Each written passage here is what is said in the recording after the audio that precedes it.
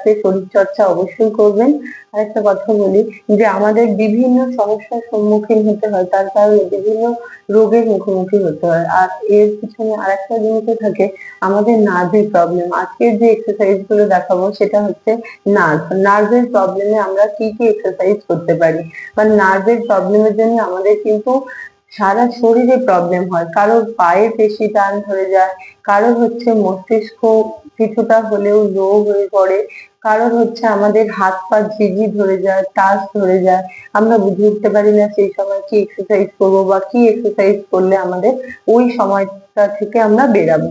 তো এরকম বেশ কিছু এক্সারসাইজ বা আসন আছে যেগুলো আমরা নার্ভের প্রবলেমের সময় করলে আমাদের আস্তে আস্তে প্রবলেম বা ব্যথা বা ঝিঝি ধরা এগুলো বা হাত পা আড়ষ্ট হয়ে যাওয়া, এই জিনিসগুলো থেকে আস্তে আস্তে আমরা রিলিফ পেতে পারি বা আমরা আস্তে আস্তে নর্মাল পজিশনে আসতে পারি। আরেকটা কথা বলবো, নর্মাল মানে যখন নার্ভে ব্যথা হবে তখন ডাক্তার দেখিয়ে যে যেভাবে হোক গরম সেক যদি দিতে বলে গরম সেক, যদি বরফ সেক দিতে বলে বরফ সেক, তো সেই সেকটা দেবেন, এতে খুব ভালো কাজ দেয়। আর বেশ কিছু এক্সারসাইজ আজকে আমি দেখিয়ে দিচ্ছি। যাদের হাতে ওই পাংচার থাকে তাদের আলাদা, যাদের নেই তারা কি করবেন, স্মাইলি যে বলগুলো থাকে ওই বল বা হাত সিম্পল এরকম করে নেবেন, নিয়ে হাতটাকে এরকম মুঠো করবেন, আবার ছেড়ে দেবেন, আবার মুঠো করবেন, আবার ছেড়ে দেবেন। 1 2 3 4 5 6 7 8 9 10, রিল্যাক্স করে দেবেন।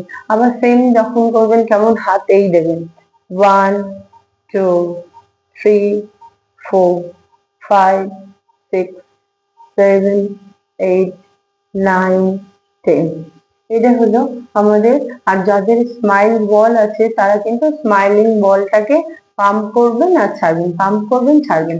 তাতে কি হবে, আমাদের হাতের যে নার্ভ গুলো যেগুলো হচ্ছে আমাদের আস্তে আস্তে অচল হয়ে পড়ছে বা যেগুলো থেকে সেন্সার পাওয়া যাচ্ছে না, সেগুলো কিন্তু অটোমেটিক সেন্স পেতে শুরু করবে বা চলাচল করতে শুরু করবে।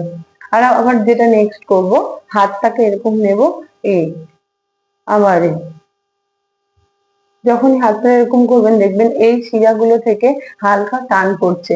আমাদের কিন্তু অনেকে, আমরা যখন মানে যাদের অনেক জামা কাপড় কাচা হয়ে যায় বা যাদের হচ্ছে বাসন মাজার ক্ষেত্রে হয়, তাদের ক্ষেত্রে কি হয়, এই হাতের এই জায়গাটা থেকে এই পেনটা শুরু হয়। সেটাও কিন্তু অনেকের নার্ভের প্রবলেমের জন্যই হয়। তার জন্যই হচ্ছে কাচাকুচি বা ধোয়া এই জিনিসগুলোকে অনেককে বারণ করে দেয়। সেক্ষেত্রে কিন্তু এই এক্সারসাইজটা খুব উপকার। এই 1 2 1 2 1 2 1 2, তারপরে আবার হাতটাকে এরকম করবেন, 1 2 1, দেখবেন এই জায়গাটা থেকে প্রেসার পড়ছে। যখনই করবেন কোন জায়গায় প্রেসার পড়ছে, আমার ব্যথা যদি এখানে হয়, আমার প্রেসার যদি এখানে পড়ে, তাহলে জানবেন ওটা আপনি ভুল এক্সারসাইজ করছেন। আমার যেই জায়গায় ব্যথা সেই জায়গায় যেন এতটুকু হলেও প্রেসার পড়ে, তাহলে জানবেন যে কিছুটা হলেও আমি ঠিকঠাক এক্সারসাইজ করছি। না হলে আমাদের মাথায় সমস্যা হলে আমরা যদি একটা পেট ব্যথার ওষুধ খেয়ে নিই, তাহলে তো সেটা প্রবলেমটা সলভ হবে না। যোগার ক্ষেত্রেও একই জিনিস, যখনই করবেন যে আপনার কোন জায়গায় সমস্যা, সেই জায়গায় প্রেসার পড়ছে কিনা। যাদের এই জায়গায় সমস্যা তারা কিন্তু এই এক্সারসাইজটা করবেন, আর যাদের এই জায়গায় সমস্যা তারা এই এক্সারসাইজটা করবেন। তো দুটোই কিন্তু আলাদা আলাদা এক্সারসাইজ, আলাদা ধরনের এক্সারসাইজ। এবার যেটা দেখাবো সেটা হচ্ছে দাঁড়িয়ে পেন্ডুলাম এক্সারসাইজ। আমরা পেন্ডুলামটা যখনই করব, এটুকু মনে রাখবেন, ঠিক ঘড়ির কাঁটা যেমন দোলে তেমনই দুলবে। তো আস্তে আস্তে দেখায়।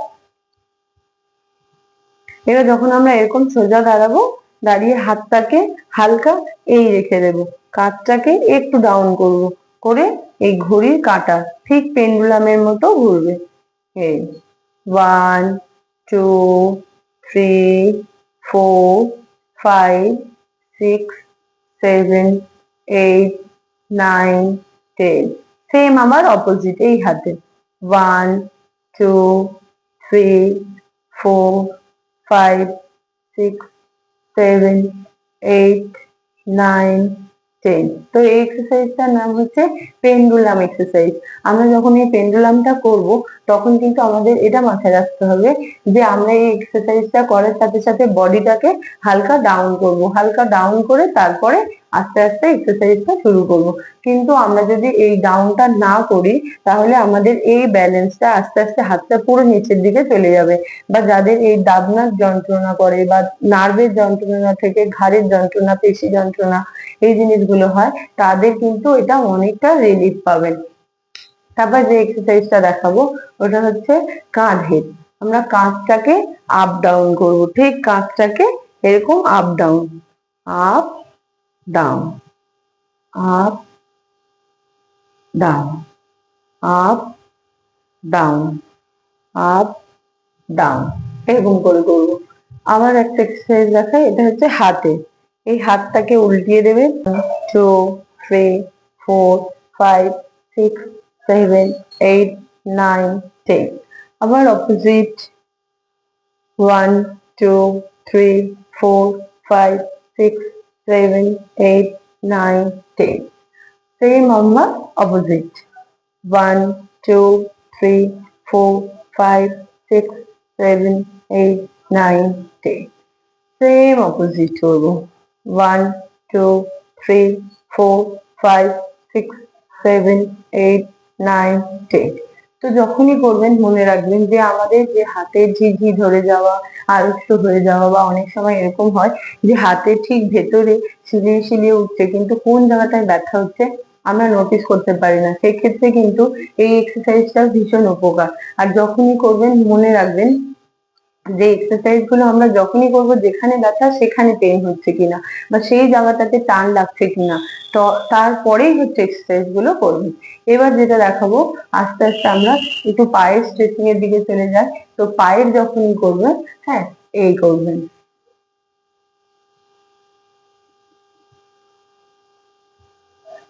নিপ প্রেসিং করবেন। নিপ প্রেসিং করলে কি হবে, পায়ের যে নার্ভের যে সমস্যা, হাঁটু হাঁটু থেকে যে অনেক সময় হাঁটু শিরশির করে ওঠে বা হাঁটু থেকে একটা কেমন মটমট করে আওয়াজ হয়, সেই জায়গা থেকেও অনেকের নার্ভের প্রবলেমের জন্য এইগুলো হয়। সেক্ষেত্রে কিন্তু এই এই এক্সারসাইজটা খুব উপকার।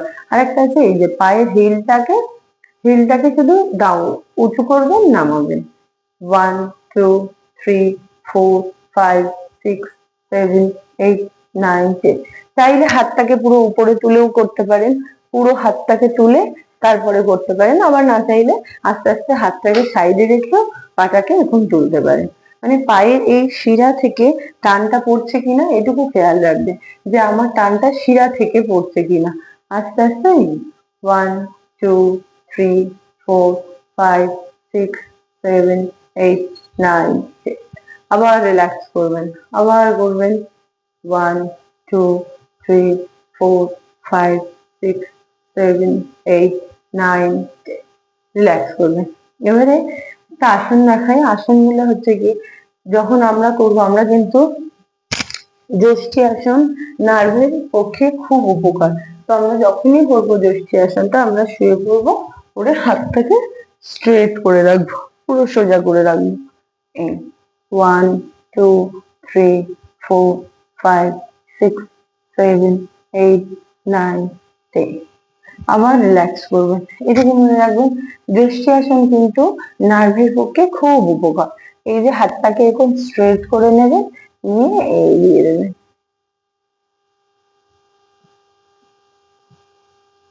আসন বা এক্সারসাইজ যখন করবেন মনে হতে পারে যে একই এক্সারসাইজ, কিন্তু একই এক্সারসাইজে অন্তত অনেকটা রোগ সারে, অনেকগুলো রোগ সারে। তাই বিভিন্ন ধরনের এক্সারসাইজও যেরকম আলাদা আলাদা আছে, সেরকম অনেক ক্ষেত্রে যেরকম হয় যে আমাদের ডায়াবেটিসের যে ব্যায়াম হয়, ব্যাক পেনের সেই ব্যায়াম হয়, সেই ব্যায়াম একই কাজে লাগে। সেক্ষেত্রে যে আমরা মনে করি যে অনেক সময় আমাদের যাদের থাইরয়েড থাকে, থাইরয়েডের যে ব্যায়াম সেই ব্যায়াম কিন্তু আবার ডায়াবেটিসের ব্যায়াম। তো এরকম কিছু কিছু আছে যেগুলো আমাদের হার্নিয়ার ব্যায়াম, সেগুলো কিন্তু অনেক সময় কোলেস্টেরলেরও কাজে লাগে।